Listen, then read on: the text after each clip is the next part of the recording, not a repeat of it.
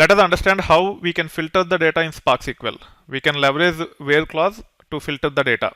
We can perform all comparison operations such as equals, not equals, greater than, less than using operators such as equal, not equal, greater than, less than that are specified here.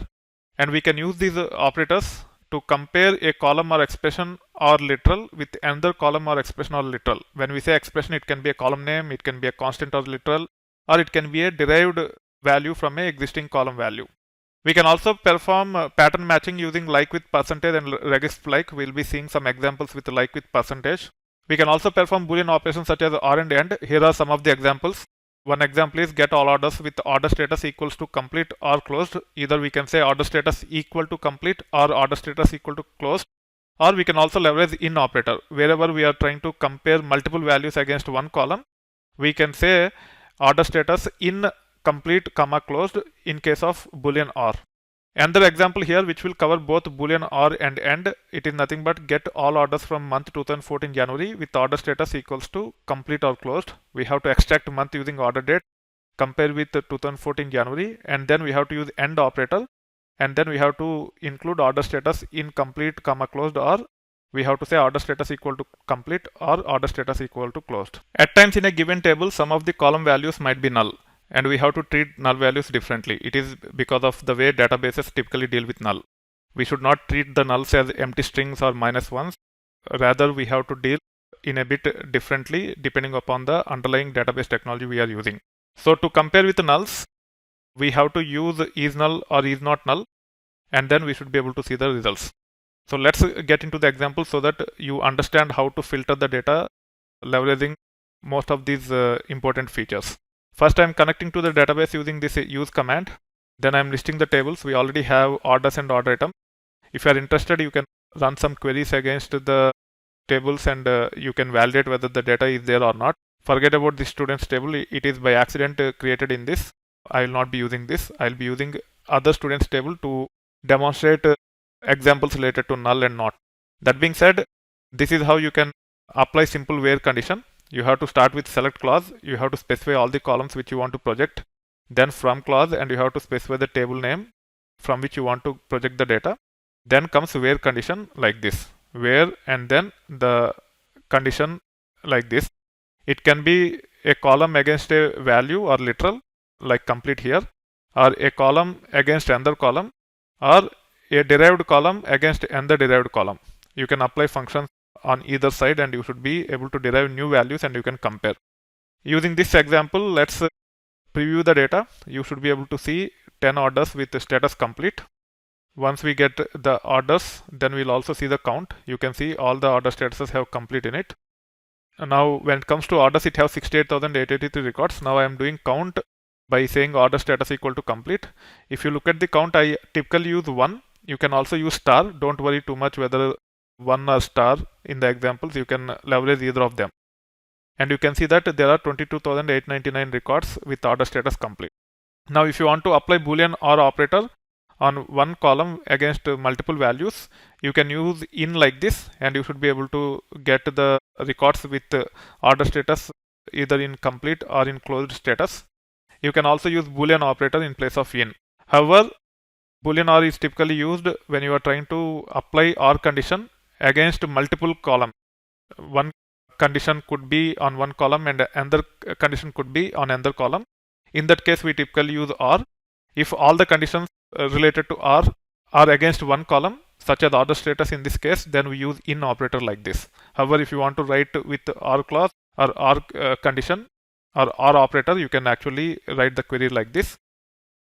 But in is preferred than or in this scenario.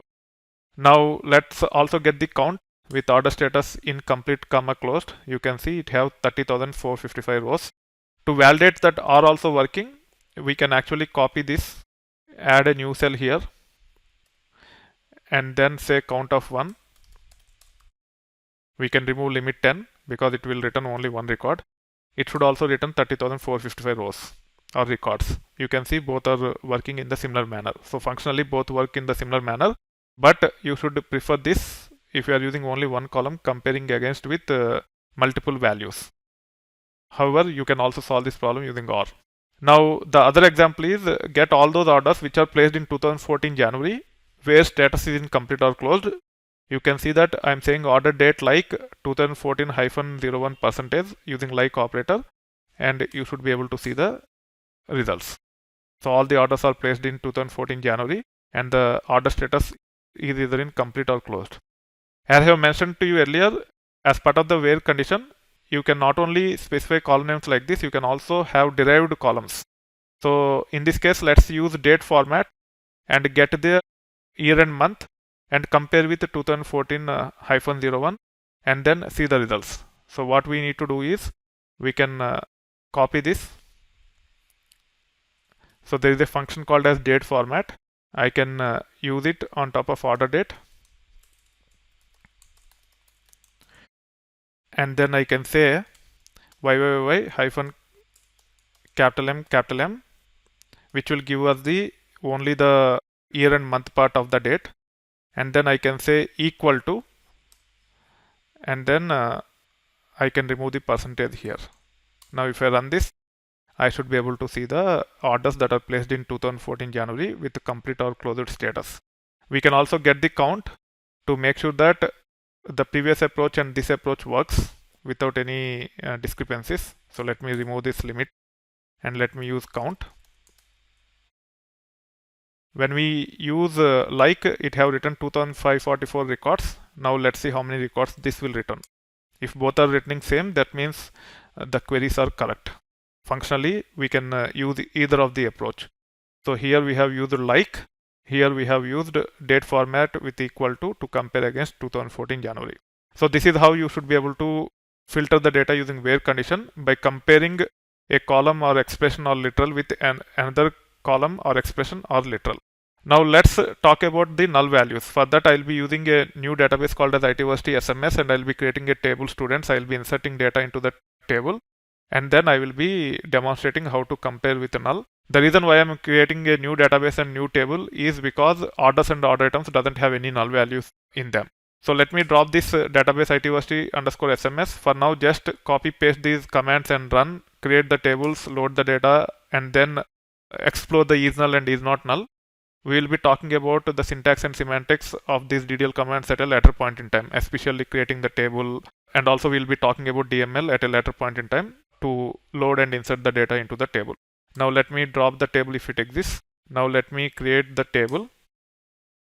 I'm using Avro file format. Don't worry too much about this. Just copy paste and run these things, and you should be good to go with the agenda related to dealing with null values. Now I'm inserting individual records. I'm inserting 4 records here. You can see that the student ID for first record is 1, second record is 2, third and fourth records are 3 and 4 respectively. We have student first name, student last name, student phone number, and student address. So there is some issue with this command. Let me fix these issues and let me run this. It will insert 2 records at a time. Let's preview the data. It should return all the 4 records here. You can see here there are 2 records with student address as null and 1 record with student phone number as null. Now we can use is null and is not null to get those records with phone number as null or student address as null, and also we can get those records where phone numbers or student addresses are not null. You can see the example here. If you use is equal to null, it will not work, it will fail. The column name is phone number, not phone numbers. You can see that it will not fail, but it will not show any results. Even though there is a record with the phone number as null, still it is not showing anything here because we are using equal to. We should not be using equal to.